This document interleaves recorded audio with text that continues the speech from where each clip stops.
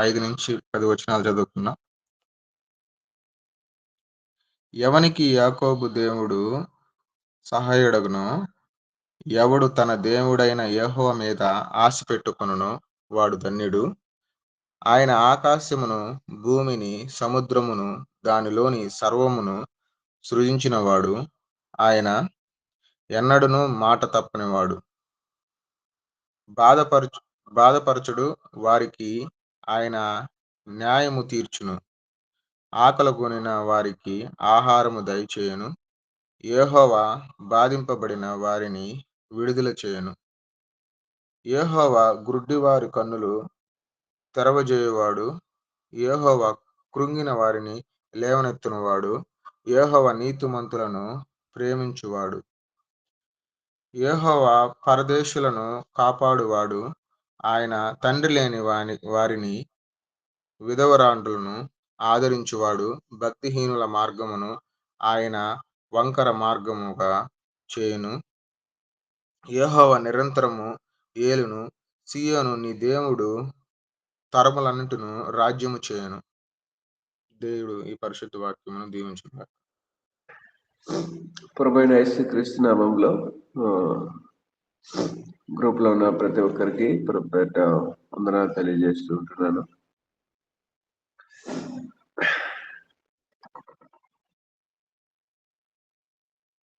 ఈరోజు మనం 146వ కీర్తన భాగంలో నుంచి 5 నుంచి 10 వచనాలు మనం చదువుకున్నాం. అయితే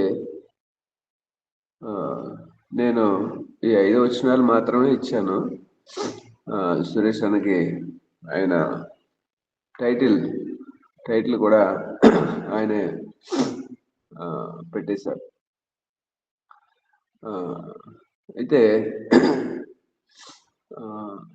ఎవనికి యాకోబు దేవుడు సహాయుడగును, ఇలా అనుకోవచ్చేమో. ఎవనికి యేసు ప్రభు దేవుడు సహాయుడగును, ఎవడు దేవుడైన యేసు ప్రభు మీద ఆశ పెట్టుకొనునో వాడు ధన్యుడు. ఎందుకంటే ఆయన ఆకాశమును, భూమిని, సముద్రమును, దానిలోనిది సర్వమును సృజించినవాడు. ఆయన ఎన్నడూ మాట తప్పని వాడు.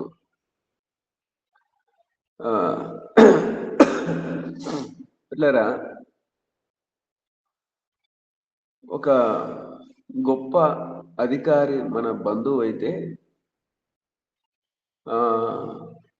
మనము వారితో స్నేహం చేయడానికి, వారితో సహవాసం చేయడానికి మనము అంటే వారితో స్నేహం చేస్తే మనకు ఏమైనా మేలు చేస్తాడేమో, మనకి ఆపద సమయంలో, మన కష్ట సమయంలో. ఉదాహరణకి ఈ భూ సంబంధమైనటువంటి ఒక కలెక్టర్, లేకపోతే ఎంఆర్ఓ, విఆర్ఓ, వీరు అధికారులు కాబట్టి వారితో సహవాసం కలిగి ఉంటే మనకి మంచిదని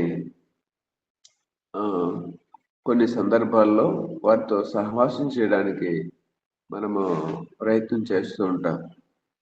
కానీ వారితో సహవాసం చేస్తే ఈ భూ సంబంధమైనటువంటి ఒకవేళ అవసరాలు, భూ సంబంధమైన సహాయము మనము పొందుకోవచ్చు, మంచిదే. కానీ అవన్నీ తాత్కాలికమైనవే, అవన్నీ కూడా తాత్కాలికమైనవే. ఉదయం లేవగానే టీంలో వినీత్ సార్ పంపించినటువంటి యూదులు, మన దేశంలో ఉన్నటువంటి ఇస్రాయేల్ ప్రజలను, యూదులను తిరిగి ఇస్రాయేల్ దేశం వారు తీసుకొని వారు ఆ యొక్క వార్త విన్నప్పుడు పిల్లరా, దేవుని రాకడ చాలా సమీపంగా ఉందని మనం గ్రహించాలి. ఎందుకంటే ఈ భూమి మీద దేనికైతే మనము ప్రయాసపడుతున్నామో, దేనికైతే పరుగులు ఎడుతున్నామో, ఇవన్నీ కూడా వ్యర్థమైపోయే కాలము చాలా సమీపమై ఉన్నదని నేనైతే గమనించాను. మనం చేసే 99% మన ప్రయాస వ్యర్థమైపోయే కాలం వస్తుంది. మనం ప్రయాసపడే పరుగులు, మనం చేసే పని సమస్తం కూడా అది నిర్వీర్యం, అంటే శూన్యము అని తెలుసుకునే దినాలు, శూన్యమైపోయే దినాలు చాలా దగ్గరలో ఉంది, చాలా సమీపంగా ఉంది. కాబట్టి దేవుని పిల్లలమైనటువంటి మనము దేవుని మీద ఆశ పెట్టుకొని మనము బ్రతికే వారిగా ఉండాలి. పిల్లరా, చూడండి, ఎవడు తన దేవుడైన యెహోవా మీద ఆశ పెట్టుకున్నానో వాడు ధన్యుడు. ఆయన ఆకాశమును, భూమిని, సముద్రమును, దానిలోనిది సర్వమును సృజించినవాడు. ఆకాశమును, భూమిని, సముద్రమును, దానికంటే పెద్దది ఈ భూమి మీద ఏముంది? దానికంటే గొప్పది ఈ భూమి మీద ఏముంది? ఆకాశము, భూమి, సముద్రం సమస్తము అయిందే. కాబట్టి ఆయన మీద ఆశ పెట్టుకుంటే ఆయన శ్రేష్టమైనది. ఆకాశం ఎంత గొప్పదో, భూమి ఎంత ఉన్నతమైందంటే పెద్దది సముద్రం. వీటిని సృష్టించినటువంటి ఆయన మీద ఆశ పెట్టుకుంటే మనకు ఉన్నతమైనటువంటి భవిష్యత్తుని ఇస్తాడు.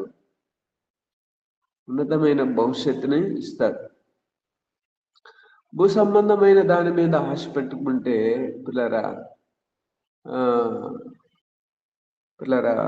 అది కేవలము అది భూ సంబంధంగానే ఉంటుంది. ఉదాహరణకి, ఒకవేళ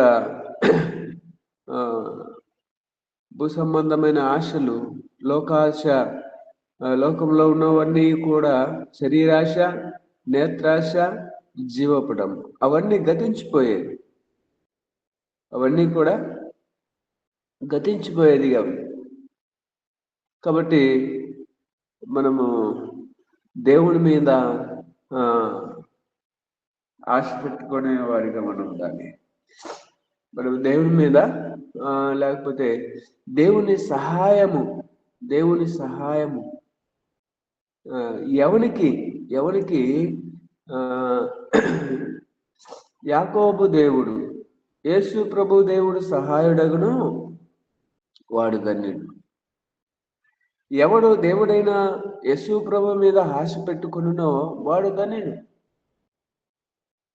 ఎందుకంటే ఆయన గొప్ప దేవుడు, ఆయన చేయలేనిది ఏమీ లేదు. అంత మాత్రమే కాదు, ఆయన ఆశ పడిన ప్రాణమును తృప్తిపరిచే దేవుడు. తన చిత్తానుసారంగా ఆయనకు లోబడి, ఆయన ఆజ్ఞలను పాటించి, ఆయన చిత్తానుసారంగా ఆశపడే వారి ప్రాణాన్ని తృప్తిపరిచే దేవుడు. కాబట్టి దేవుని పరలోక సంబంధమైనటువంటి ప్రతి ఆశీర్వాదాన్ని దేవుడు మనకి ఇచ్చేవానిగా ఉన్నాడు. ఈ లోకంలో ఉన్నటువంటి వారి మీద మనము ఒకవేళ ఒక అధికారి మీద వారి మీద ఆశ పెట్టుకున్నట్లయితే ఒకవేళ సహాయం చేయొచ్చు, లేకపోతే అవన్నీ కూడా శ్రేష్టమైనవి కావు.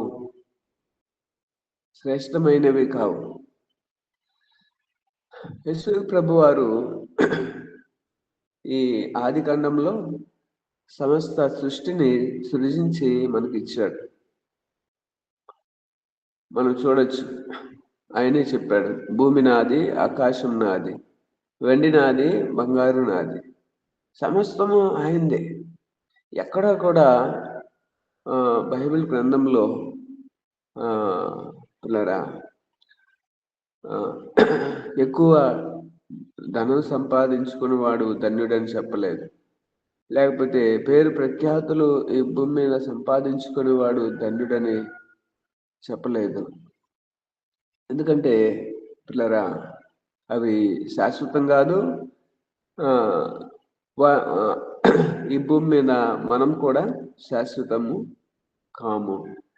కాబట్టి ఎందుకు ధన్యుడు అంటే వానికి నిత్య జీవాన్ని దేవుడు ఇచ్చేవాడిగా ఉన్నాడు. నిత్య జీవాన్ని దేవుడు ఇచ్చేవాడిగా ఉన్నాడు.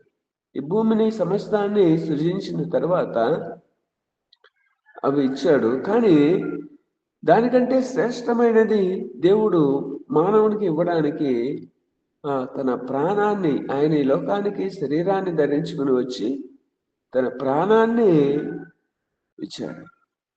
కాబట్టి ఎవరైతే ఆ యేసు ప్రభు మీద ఆ శిలువలో చనిపోయింది, ఆ సమాధిలో నుంచి బయటికి వచ్చినటువంటి ఆ యేసు ప్రభు మీద ఆశ పెట్టుకుంటారో వారు ధన్యులు. ఎందుకంటే ఆయన ఏ విధంగా అయితే మృతుల్లో నుంచి తిరిగి లేచాడో అదే విధంగా ఆయన మీద ఆశ పెట్టుకునేవాడు లేస్తాడు. ఆయన మీద ఆశ పెట్టుకునేవాడు లేస్తాడు. పిల్లరా, నేను నా విశ్వాస జీవితంలో నేను కూడా తప్పిపోయినటువంటి స్థితిలో ఉన్నట్టుగా నేను గమనించాను. ఉన్నట్టుగా కాదు కానీ ఉన్నాను, తప్పిపోయినటువంటి స్థితిలో ఉన్నాను. ఎలాగంటే దేవుని ఇక మార్గంలో నుంచి ఈ లోకము వైపు పరుగులెత్తడానికి, లోకాన్ని చూసి లోకంలో అట్లారా. కానీ ఈ లోకంలో ఏమీ లేదు. ఈ లోకంలో ఉన్నదంతా సాతాను ఏం చేస్తున్నాడంటే అవన్నీ ఆదాముని మోసం చేస్తున్నట్టుగా దేవుణ్ణి నమ్ముకున్నటువంటి మనలను ఏం చేస్తున్నాడంటే లోకాన్ని చూపించి దేవుని దగ్గర నుంచి దూరం చేయడానికి, దేవుని దగ్గర నుంచి దూరం చేయడానికి కొంచెమే రా అని అక్కడికి తీసుకుని వెళ్తాడు. మరలా అక్కడి నుంచి ఇంకొంచెం తీసుకుని వెళ్ళి దేవునికి దూరంగా ఉంచుతాడు. దేవునికి దూరంగా ఉంచుతాడు. కాబట్టి లోకంలో ఉన్నటువంటి దేని మీద మనం దేవుని పిల్లలమైన మనము ఆశ పెట్టుకోకూడదు. ఒకవేళ దేవుడు మనకు అవసరమైనది ప్రతి దాన్ని ఇస్తాడు. దేవుడు మనకు అవసరమైనది ప్రతిదీ కూడా మనకి ఇస్తాడు. మన ఆశ దేవుని మీద ఉండాలి. మన ఆశ దేవుని మీద ఉండాలి. ఎందుకంటే ఆయన ఎవరంట? ఆకాశమును, భూమిని, సముద్రమును, దానిలోనిది సర్వమును సృజించిన వాడు. ఆయన మీద ఆశ పెట్టుకుంటే సమస్తాన్ని మనకి దయచేస్తాడు. ఏమి తిందుమో, ఏమి ధరించుకుందుమో, ఏమి పిల్లరా అని చింతించకూడదు. అన్ని జనులు, దేవుణ్ణి ఎరగనటువంటి వారు వాటి విషయమై చింతిస్తారు. అయితే దేవుణ్ణి ఎరిగిన మనము పిల్లరా దేవుని మీద ఆశ కలిగినటువంటి వారు, దేవుడు నాకు సమస్తాన్ని ఇస్తాడు అన్నటువంటి ఒక ఆశతో, ఒక నిరీక్షణ కలిగి ఉంటారు. చూడండి 7వ వచనంలో 2వ లైన్, ఆకలి కొనిన వారికి ఆహారము దయచేయును. ఆయన ఎన్నడూ మాట తప్పని వాడు. బాధపరచుబడు వారికి ఆయన న్యాయము తీర్చును. ఆకలి కొనిన వారికి ఆహారము దయచేయును. పిల్లరా, ఆయన కూర్చుని ఉండేవాడు కాదు, ఆయన మౌనముగా ఉండేవాడు కాదు. ఆయన పిల్లరా చూచి చూడనట్టు పట్టించుకోకుండా ఉండే దేవుడు కాదు. అయితే మనం ఆయన మీద ఆశ పెట్టుకొని ఆయన చేసేదాకా మనము వేచి ఉంటే ఆయనే చేస్తాడు. సమస్తాన్ని దేవుడు గొప్ప కార్యాలను ఆయన చేస్తాడు పిల్లరా. అయితే దేవుడు మనకిచ్చినటువంటి వాటిలో మనం తృప్తిగా పిల్లరా తృప్తి కలిగి జీవించాలి. దేవుడిచ్చినటువంటి అది చిన్న ఉద్యోగమైన, దేవుడిచ్చిన అది చిన్న ఇల్లైనా, దేవుడిచ్చిన అది చిన్న ఆహారమైన, దేవుడిచ్చిన ప్రతి దాంట్లో మనము ప్రభు ఇది నాకు ఇచ్చావు చాలు అన్నటువంటి ఒక తృప్తి కలిగి మనం దేవునికి కృతజ్ఞతాస్తుతులు చెల్లించే వారిగా మనం ఉండాలి. అప్పుడు మనము లోకం వైపు చూడము, తర్వాత లోకం మీద ఆశ పెట్టుకోవడము, లోకం మీద ఆశ పెట్టుకోము. ఇలా ఈ రోజుల్లో ఎందుకు విశ్వాసంలో నుంచి తప్పిపోతున్నారంటే లోక ఆశల వైపు పరిగెత్తుతూ ఇంకా విశ్వాసంలో నిలబడలేని స్థితిలో ఉన్నారు. లేనిపోని ఆశలతో ఏదో ఇంట్లో చిన్న టీవీ కాదు పెద్ద టీవీ ఉండాలని అప్పు చేసి కొనేసుకున్నాం అనుకోండి, దానికి ఈఎంఐ కట్టాలి. మళ్ళీ ఆదివారం ఒకవేళ పని వస్తే ఏమో ఈరోజు పనికి వెళ్ళకపోతే దాన్ని కట్టలేమన్నటువంటి ఉద్దేశంతో దేవుని సన్నిధిని మనం పోగొట్టుకుంటాం. లేకపోతే ఆదివారమే కాదు, దేవుని నియామక కూడికల్లో మనం పాలు పంపులు పొందకపోవడానికి కారణం కూడా ఇవే. కాబట్టి ఒక దేవుని సేవకుడు ఇలా అన్నాడు, ఏంటి అంటే సాతాను ఏం చెప్తుందంటే నీ దగ్గర డబ్బులు లేకపోయినా పర్వాలేదు అప్పు చేసి కొను అని చెప్తుందంట. కానీ దేవుడు ఏం చెప్తాడంటే నువ్వు సంపాదించి కొంచెం కొంచెంగా దాచిపెట్టుకో, అప్పు చేయొద్దు. నీ దగ్గర ఉన్నప్పుడే, నీవు దాచిపెట్టుకున్నది నువ్వు సమకూర్చుకున్నప్పుడే నీవు కొను అని దేవుడు చెప్పాడు. అంటే అటువంటి అంటే దాన్ని కొనే స్తోమత మన దగ్గర లేనప్పటికీ దాని మీద ఆశ పెట్టుకుంటాం, మరి ఎన్నో తిప్పలు పడతాం. కాబట్టి అంటే తిప్పలు పడినా పర్వాలేదు, ఆ తిప్పల్లో నుంచి మళ్ళీ దేవునికి దూరం అవుతాం, విశ్వాసానికి దూరం అవుతాం. అసలు దేవుడిచ్చే గొప్ప రక్షణకు సాతాను దూరం చేస్తాడు. కాబట్టి దేవుడి మీద మనం ఆశ పెట్టుకునే వారిగా ఉండాలి. దేవుడు ఇచ్చినప్పుడు తీసుకోవాలి. దేవుడు ఇవ్వకపోయినా ఒకవేళ పిల్లరా ఉన్న దాంట్లో మనం సంతృప్తి కలిగి ఉండాలి. వాళ్ళు అలా ఉన్నారే, నేను ఇలా ఉన్నాను, వాళ్ళకి మంచి ఇల్లు ఉంది, మంచి కారు ఉంది, మంచి వసతులు ఉన్నాయి, నాకు లేదని పిల్లరా మనం బాధపడాల్సినటువంటి అవసరం లేదు. వాళ్ళకి ఒకవేళ పరలోక రాజ్యం లేదు, వాళ్ళకి మంచి ఇల్లు, వాళ్ళకి కారు, అది ఎంతకాలం అంటే అది కొద్ది కాలమే. విజయ్ మన ట్రెజరర్ గారు అంటే స్థిరమైనటువంటి ఇల్లు దేవుడు అక్కడ మన కొరకు సిద్ధపరిచి ఉన్నాడు. స్థిరమైన ఇల్లు యేసు ప్రభువే.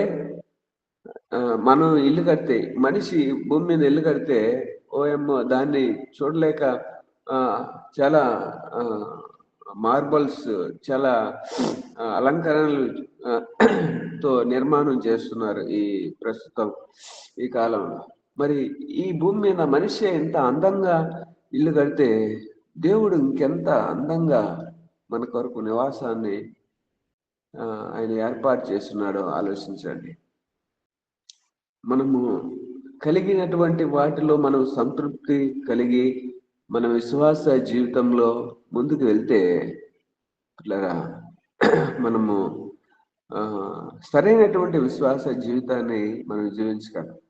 లేకపోతే సాతాను చేతిలో చిక్కుపడి మనం విశ్వాస జీవితంలో ముందుకు వెళ్ళలేము.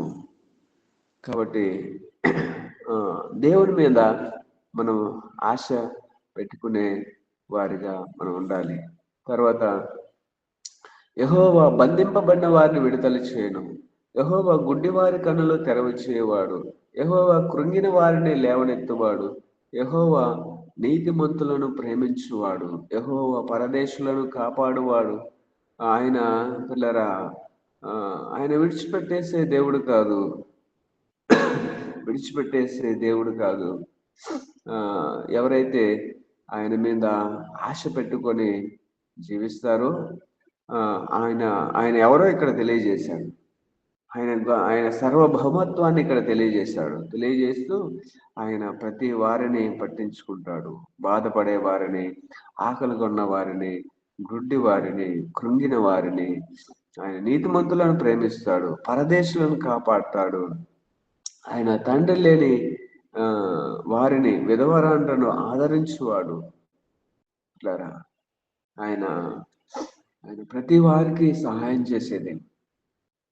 దేవుడు నాకు సహాయం చేయలేదే అని పిల్లరా ఎప్పుడు మనము అనడానికి లేదు. ఎందుకంటే దేవుడు మనతో కూడా ఎప్పుడు ఉన్నవాడు. ఆయన మనతో సహాయం చేయడానికి ఎప్పుడు మనతో ఉండి మనకు నిరంతరం కూడా ఆయన మనల్ని చూస్తూ మనకు సహాయం చేస్తున్నటువంటి దేవుడు. అయితే ఆయన కార్యం కొరకు మనం ఎదురు చూసే వారిగా మనం ఉండాలి. చూడండి అక్కడ 10వ వచనంలో యెహోవా నిరంతరము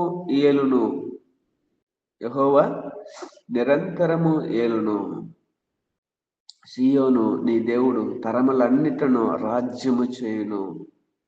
దేవుని రాజ్యం, ఆయన నిరంతరము ఏలేవానిగా ఉన్నాడు. ఆయన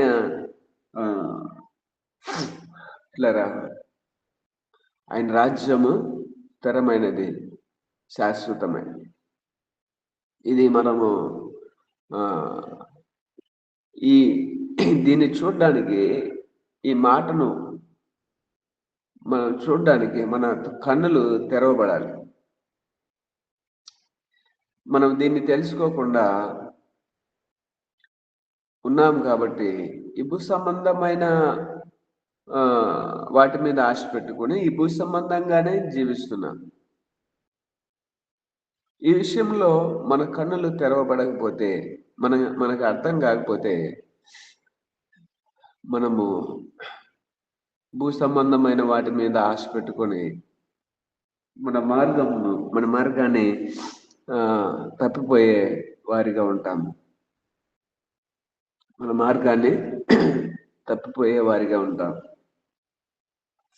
జాన్ బన్యన్ గారు యాత్రికుడు ప్రయాణం అనే పుస్తకాన్ని వ్రాస్తూ ఆ పుస్తకంలో ఆ విశ్వాస యాత్రికుడు తన యాత్ర చేస్తున్నటువంటి సమయంలో తను దేవుని మార్గంలో నడుస్తుండగా, దేవుని మార్గము వైపు ప్రయాణం చేస్తుండగా అనేకమైనటువంటి లోక సంబంధమైన ఆకర్షణలు అతన్ని ఆకర్షిస్తే వెళ్ళి శోధనలో చిక్కుకున్నాడు. తన వెనకాల ఒక బ్యాగ్ ఉంది. తన శోధనలో చిక్కుకున్నటువంటి తర్వాత ఆ బ్యాగ్ బరువు ఎక్కువ అవుతుంది. దాంతో నడవలేకపోతున్నాడు. ఆ శోధనలో ఆకర్షించబడి ఆ శోధన వైపు దేవుని మార్గంలో నుంచి ఆ శోధన వైపు వెళ్తుండగా ఆ శోధనలోకి వెళ్ళిన తర్వాత ఆ శోధన నుంచి మళ్ళీ బయటికి రావడానికి మళ్ళీ పోరాడవలసి వచ్చింది. కాబట్టి పిల్లరా, శోధన ఆ, పిల్లరా, శోధనలో పడిపోకుండా ఉండాలంటే ప్రస్తుత కాలంలో లోకం వైపు మనం చూడకుండా ఉండాలంటే దేవుని మీద మాత్రమే ఆశ పెట్టుకొని ఉండాలి. దేవుని మీద ఆశ పెట్టుకోవడం అంటే ఏంటి? దేవుడు ఇస్తేనే, ఇంకా మరొకరు వద్దు, ఇంకా మరొక వే వద్దు. మరొక వేలో వెళ్తే తప్పిపోయే అవకాశం ఉంది. దేవుడు ఏదైతే ఇస్తాడో, ఏమైతే సహాయం చేస్తాడో, ఏమైతే బోధిస్తాడో, ఏమైతే చెప్తాడో దాన్నే ఆ వేలోనే మనం దాన్ని పాటించి దాంట్లోనే వెళ్ళేవారిగా ఉండాలి. ఎందుకంటే ఆయన నిరంతరము ఏలును. ఈ భూమి మీద ఒకవేళ ఒక అధికారిని నమ్ముకుంటే కొన్ని సంవత్సరాలు ఆయన అక్కడ ఆ ఉద్యోగాన్ని కలిగి ఉంటాడు. తర్వాత ఇంకో దగ్గరికి వెళ్ళిపోతాడు ట్రాన్స్ఫర్ మీద. లేకపోతే ఒక ఎమ్మెల్యేనో, లేకపోతే ఒక ఎంపీనో, ఒక మినిస్టర్నో నమ్ముకుంటే ఒక 5 సంవత్సరాలు తను పదవిలో ఉంటాడు. తను పదవి దిగిపోయిన తర్వాత మనకి అసలు మన మాట కూడా వినే ఆ స్థితి కూడా ఉండదు. ఎందుకంటే అధికారం ఉన్నప్పుడే కదా ప్రజా సమస్యలను ఆయన పరిష్కరించేది. అధికారం లేనప్పుడు ఏం చేస్తాడు? ఏం చేయలేడు. కాబట్టి దేవుడు ఆయన నిరంతరము ఏలును. ఆయన నిరంతరము ఆయన సర్వ సృష్టికి ఆయన అధికారి. ఇప్పుడు కూడా ఆయనే ఏలేది. అయితే పిల్లరా, తన ప్రజల రక్షణ కొరకు ఆయన వేచి ఉన్నాడు. తన ప్రజలను రక్షించడానికి, తన ప్రజలకు మారుమనసు పొందడానికి ఆయన సమయాన్ని ఇచ్చి ఉన్నాడు. కాబట్టి పిల్లరా, ఆయన ఎవరైతే దేవుని మీద ఆశ పెట్టుకొని జీవిస్తారో, ఎవరికి యేసు ప్రభు దేవుడు సహాయం చేసేవానిగా ఉంటాడో వారి ఎడల దేవుడు గొప్ప కార్యాలు చేస్తాడు. అంత మాత్రమే కాదు, వారు దేవుని ఆధిపత్యం కింద ఉంటారు. యెహోవా నిరంతరము ఏలును. దేవుని అధికారం కింద ఉంటారు. దేవునికి లోబడి ఉంటారు. దేవుని మాటను చాలా మంది పిల్లరా దేవుని మాటను లెక్క చేయరు. దేవుని వాక్యాన్ని లెక్క చేయరు. వారి ఇష్టానుసారంగా జీవిస్తారు. కాబట్టి దేవుడు ఏం మాట్లాడుతున్నాడో దానికి మనం లోబడకపోతే దేవుని మీద ఆశ పెట్టుకునే వారం కాదు. దేవుని మీద ఆశ పెట్టుకునేవాడు దేవుడు ఏం మాట్లాడుతున్నాడో అన్నటువంటి ఆ శ్రద్ధతో చూడండి. ఒక వ్యక్తి మీద మనం ఆశ పెట్టుకున్నప్పుడు అతను ఏం మాట్లాడుతున్నాడో మనం గ్రహిస్తాం. కాబట్టి పిల్లరా, దేవుడు మనతో ఏం మాట్లాడుతున్నాడు, ఏ విధంగా మనల్ని జీవించమంటున్నాడు అన్నటువంటి ఆశతో దేవుని వాక్యాన్ని వినాలి. నాతోనే దేవుడు మాట్లాడడానికి సేవకుణ్ణి ప్రేరేపిస్తున్నాడు అన్నటువంటి ఒక ఆశతో దేవుని మందిరానికి వెళ్ళాలి. ఏమైతే దేవుడు ఆయన విడిచిపెట్టమంటున్నాడో దాన్ని విడిచిపెట్టాలి. ఏమైతే ఆయన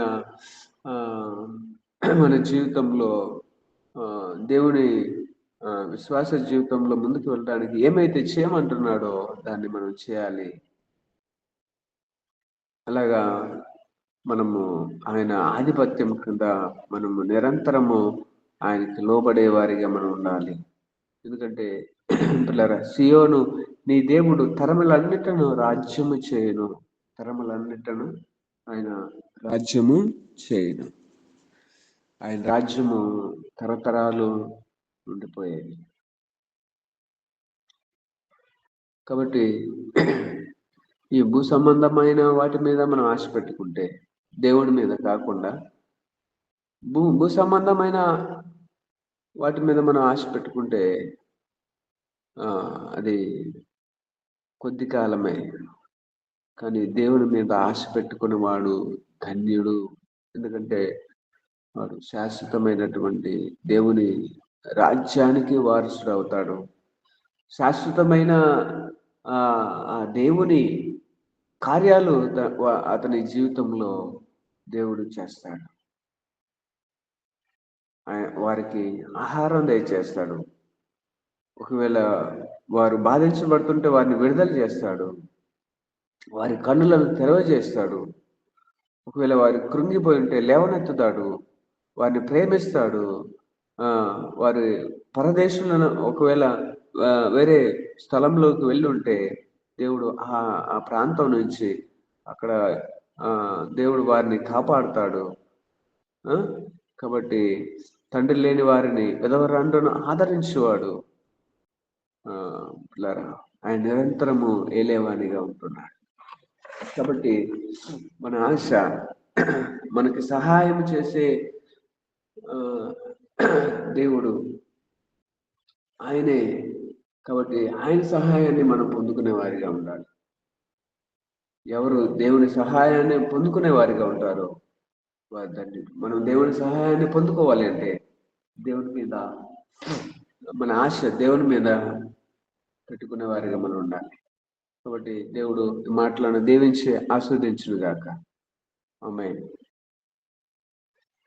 ఇచ్చిన వాక్యాన్ని బట్టి మీకు వేలాదిగా వందనాలు, స్తోత్రాలు తండ్రి. నాయన అటు వాక్యం మా యొక్క హృదయాల్లో నీరు కట్టు ఫలించుటకు సహాయం దయచేయమని అడుగుచున్నాను తండ్రి. నాయన ఎన్న ప్రతి బిడ్డ నా తండ్రి నాయన వ్యర్థంగా పోనివ్వక తండ్రి నాయన దాని హృదయంలో ఉంచుకున్నట్టుకు సహాయం చేయమని, చేరువచ్చిన ప్రతి బిడ్డని జ్ఞాపకం చేసుకోమని, అలాగే నా తండ్రి నాయన స్తుతులు చెల్లిస్తుండగా బిడ్డలను కూడా ఒకసారి జ్ఞాపకం చేసుకోండి. వాక్యం చదివిన బిడ్డని, పాటలు పాడిన బిడ్డలను అందరినీ జ్ఞాపకం చేసుకుని సహాయం చేసి అన్నిట్లోనూ ఘనత మహిమ ప్రభావాలు మీరే పొందుకోమని నాజరేయుడైన యేసుక్రీస్తు వారి అతి పరిశుద్ధ నామములో మిక్కిలిం గడిగి వేడుకుంటున్నాం తండ్రి.